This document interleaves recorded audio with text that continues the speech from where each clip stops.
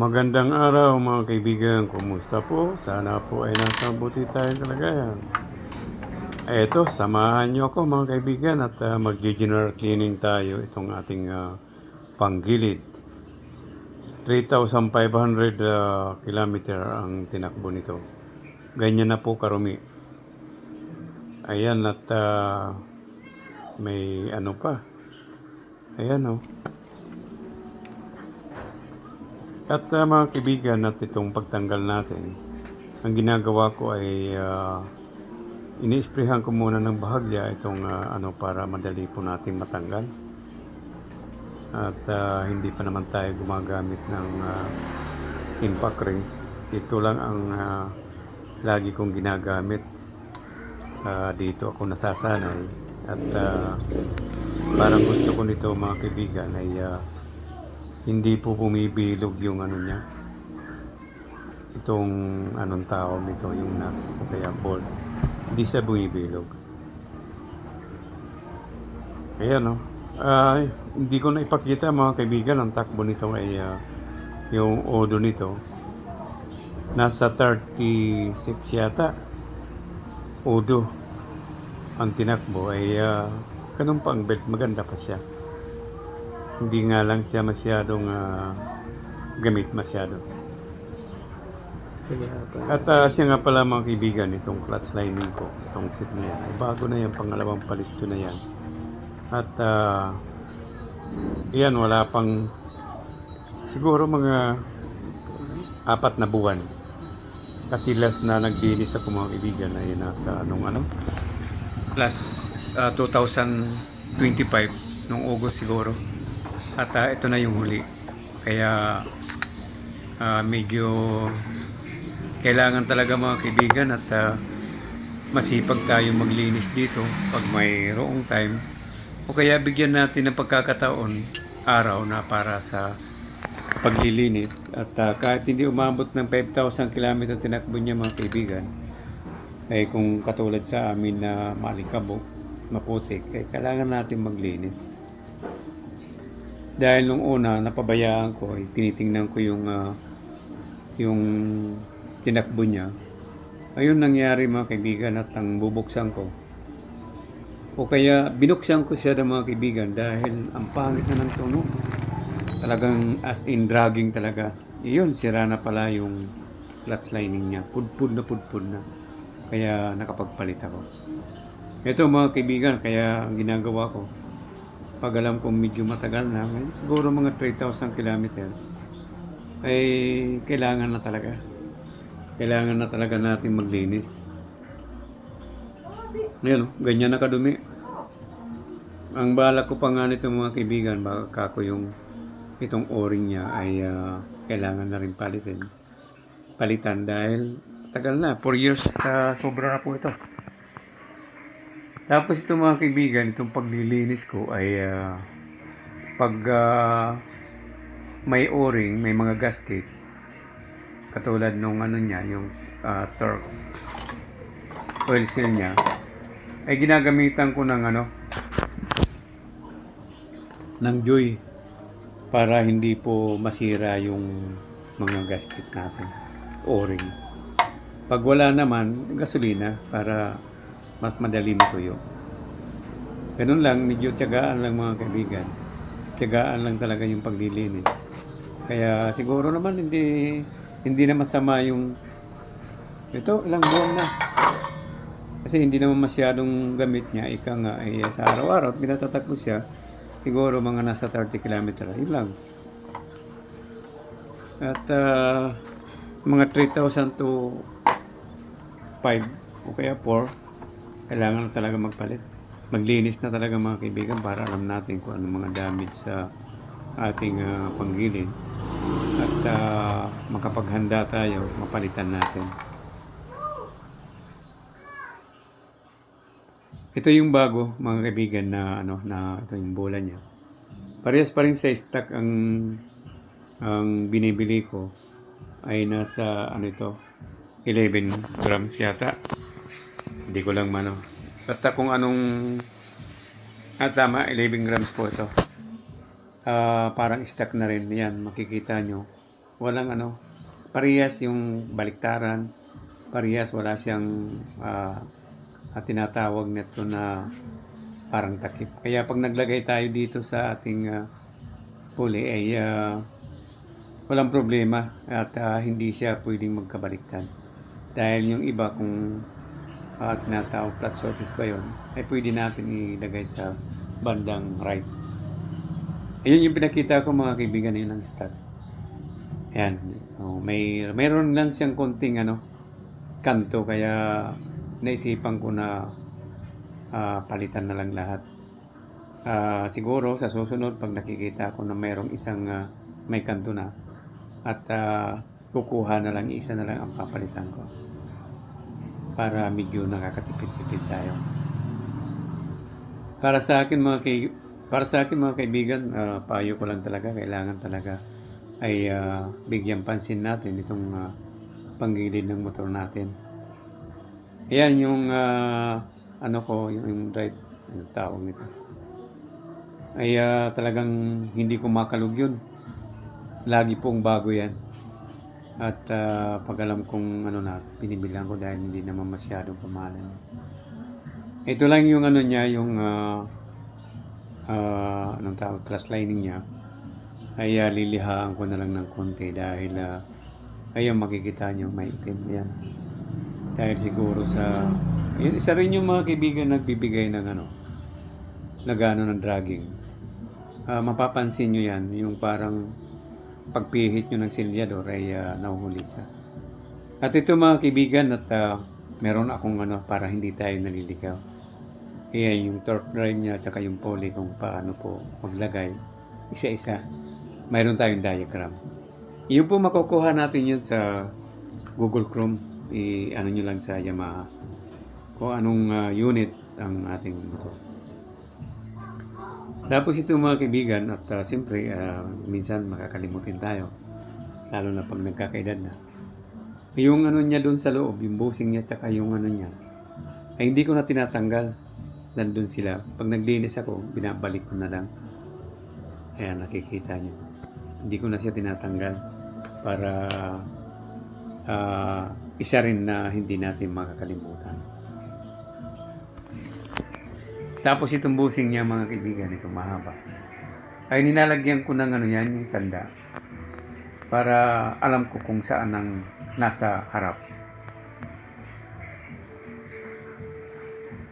Mga kaibigan, yung pagdi-DIY talaga, kung sa pagbukas nyo muna kung maaari, ay lagyan yung tanda o kaya picturean nyo para hindi kayo magkakamali, lalo na po sa mga baguhan. Nung una ganyan din ako mga kaibigan, talagang napakahirap at paulit-ulit. Ayan, ito may mga tanda na yan. Tapos siguro disclaimer lang sa mga magagaling na talaga dito, yung mga mekaniko. Ito ay sariling ko lang talaga, pinag-aralan ko rin. Tapos ito mga kaibigan, pag naglagay tayo niyan, kailangan yung eksakto talaga. Huwag yung pipilitin kasi may mga parang mga ngipin siya, di ba? Pag hindi siya eksakto, naku, delikado pag nag-umandar yan mangyayari, mag-i-stack up yan, hindi mo matatanggal yan. Mabubungi yan. Ganon din yan yung yan, makikita nyo. Ganon din. Bago ilagay yung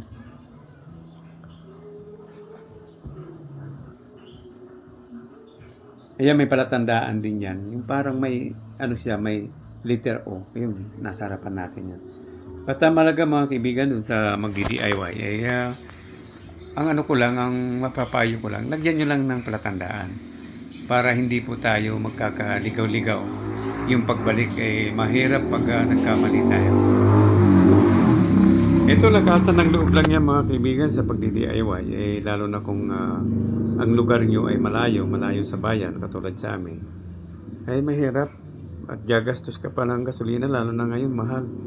Kaya unang bilhin nyo mga gamit para matuto ka tayong mag-DIY. Total walang mawawala dito, atin naman tong motor na ito. At saka para sa akin, pag nagdi-DIY tayo mga kaibigan, ay parang siya, yung pulido yung pagkagawa. Basta tamang higpit lang, okay lang yun. Tandaan nyo lang. Tapos itong ginagamit yung grasa ay nakita nyo, high tempo. Pero yung order ko sa Lazada, mga kaibigan, yung kulay blue. Tapos yung dumating yun, kulay red. Okay lang. At ito mga kaibigan, at may mga galing talaga, disclaimer lang sa mga mekaniko. Talagang magagaling ang mga yan at pwede naman tayo manood sa YouTube sa mga content nila kung talagang gusto nyong gayahin. Ayan, gumagaya rin naman ako sa mga magagaling. Pag naglagay ako niyan na yan mga kaibigan, importante talaga ang grasa. Ay konti-konti lang at yung alam mong tama lang, mahirap naman yung sobra-sobra kasi kakalat yan dun sa ano natin, sa torque drive natin. At mapupunta pa sa belt at yun, magsisimula rin ng dragging yun mga kaibigan. Ayan, basta siyempre, ano lang, yung pakiramdaman nyo, nasa inyo na yan, pakiramdaman nyo lang kung talagang okay na.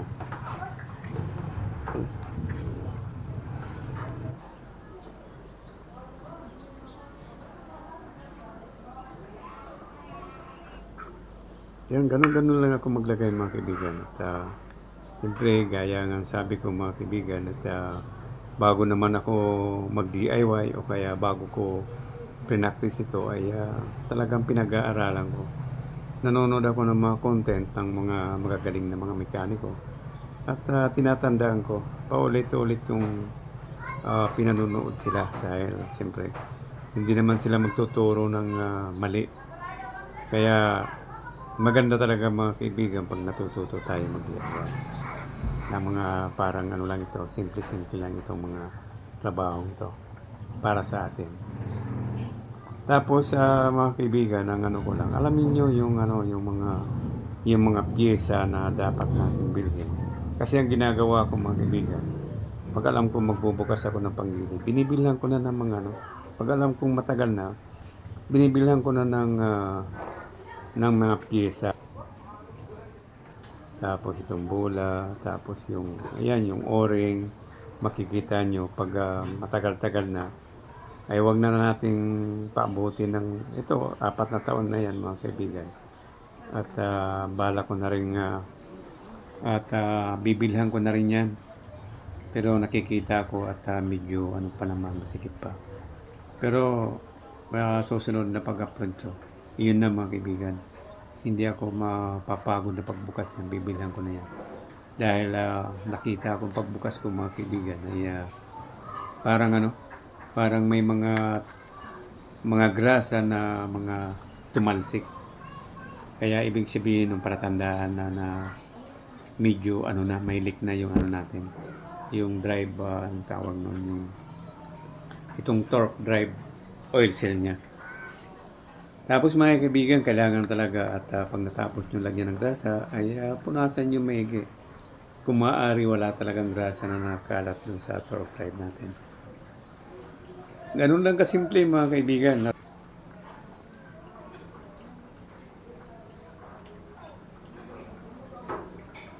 Mga nagdi-DIY ay basta ang masasabi ko lang bago kayo gumawa ng ganyan ay kumpletuhin nyo muna yung mga gamit nyo.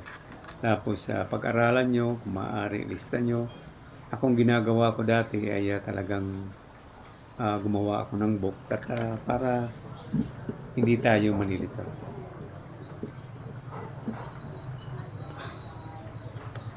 Yan, ano lang, medyo kailangan lang talaga tapakan ng paa. Tapos hindi pa ako nakakabili yung talagang panghigpit mo dyan.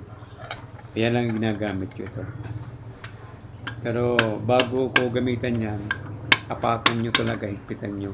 Tapos bago ganyan yung puputin. Tapos ito yung bearing niya sa loob mga kaibigan, huwag nyo kalilimutan lagyan ng grasa. Ayan, makikita nyo. Tapos yung dyan, hindi naman madudukot yan, malalim yan. At doon tayo maglalagay sa axle niya yan. Yan. Bahala na kayo mga kaibigan, paulit-ulitin nyo. Pag nakita nyo okay na yung grasa, okay na yun. At pagkatapos niya na yan, ikotin nyo. At makikita nyo, wala pang sira ng bearing. Wala pang ingay sa 4 na taon. Tapos ito mga kaibigan, pag naglagay ako ng belt, diyan niya lang, pipihitin mo. Tapos, ayan, tapos lagay. Tapos ganyanin mo lang. At doon po sa mga disclaimer lang ulit sa mga magagaling dyan, ang ginagawa ko kasi, inuuna ko muna yung pulley, talagang hinigpitan ko siya bago ko ilagay itong torque drive saka yung belt. Kasi nangyari sa akin yan nilagay ko yung naipit yung yung belt niya. Kaya yung ginagawa ko ganyan. Maganda siya mga kaibigan. At saka flat na flat yung ngipin doon sa pulley natin. Ayun. At ganun lang kasimple. Tapos kailangan na medyo higpit dahil baka kumalas. Wala naman kasi tayong para malaman natin kung ano man. At pag lagi tayo ng DDI. Yun lang mga kaibigan at maraming salamat po. Kung na isang subscribe. Ingat po lagi tayo. Bye-bye.